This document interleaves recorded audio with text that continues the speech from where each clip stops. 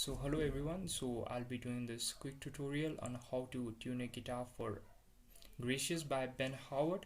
So for this you'll not be needing a capo, and the tuning basically goes like this. Your third and fourth string are going to remain standard. These two are going to remain standard, and the rest of the strings are going to be a whole step down. By a whole step I mean 2 frets, so it's going to be sound like this.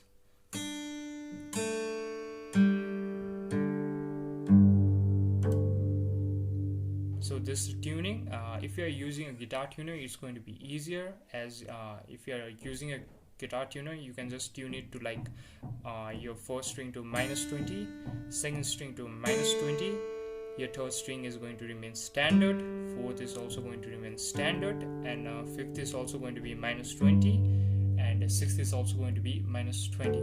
So this is going to sound like this.